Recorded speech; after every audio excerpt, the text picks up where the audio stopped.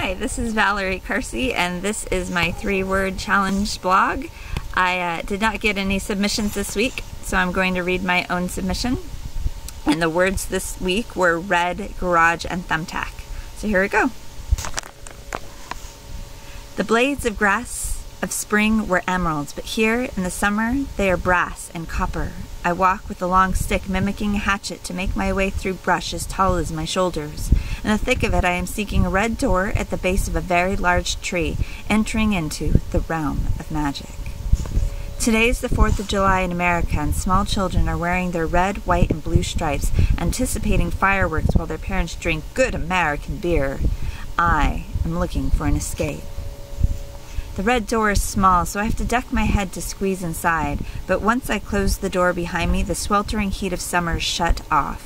I'm standing at the edge of a cliff that normal logic would tell me if I teeter too long, I will eventually fall to my death. However, here, I step off casually and walk on air so thick my feet can run or cartwheel, and I am perfectly safe. I have to speak to the air currents. "Take me down, please." One particularly sassy air current shifts under my tailbone, forcing me to sit back straight and knees bent.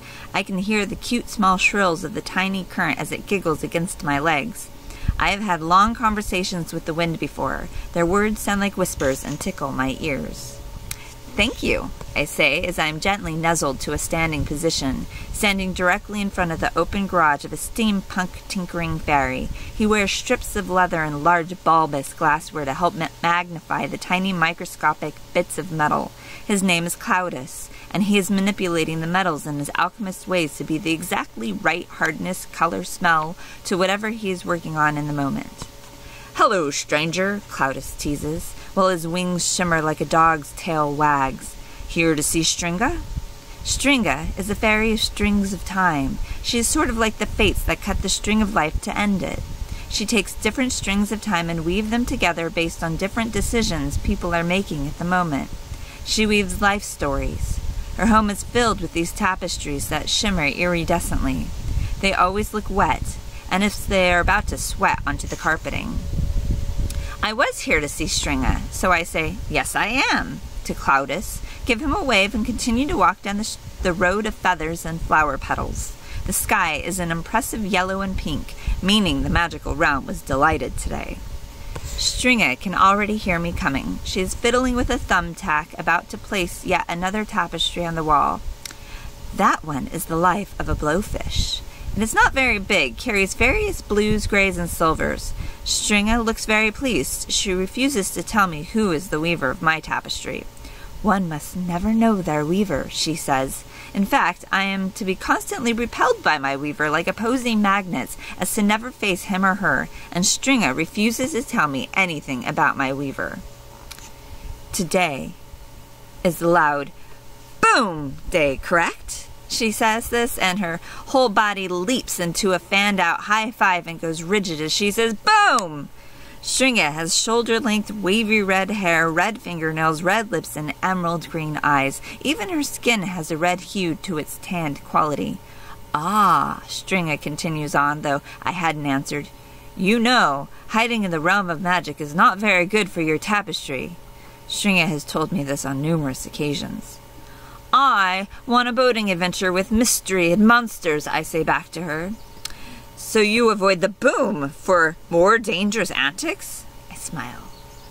"Well, my friend, today is not the day. Today you must go and face the boom, and that is all I'm going to say about that." "Well, it doesn't matter anyway. You will be forced out and have to face it whether you choose to or not. That part of your tapestry is already in the string." Stringa has once explained to me that the different strings are the different decisions that a person gets to make, though some decisions are already predetermined. "Oh?" I ask inquisitively, "and what must I face?" But she was right. I had not had long to at all, as a large section force, which is really an enormous fairy all in blue, has her arm around my waist and slingshots me back through the little red door. It slams shut and then locks. Eventually, the door fades into the trees as if it was never there. I always assumed that one day the door would stop reappearing. Stringa explains that this is the point from which a person stops associating as a child. I always tell her that I am a child in my heart, so I will always see the door. My biggest fear is that one day I will not, though. Fairy tales are for bedtime stories. One day I will read them to my children, and it all begins with having to face the boom. Thank you so much. And this next week's words are competition, escort, and egg. Feel free to leave your submission in the comment section of this YouTube page, or on my blog, or on my Facebook page. You can see the results below. Thanks so much, and have a great week.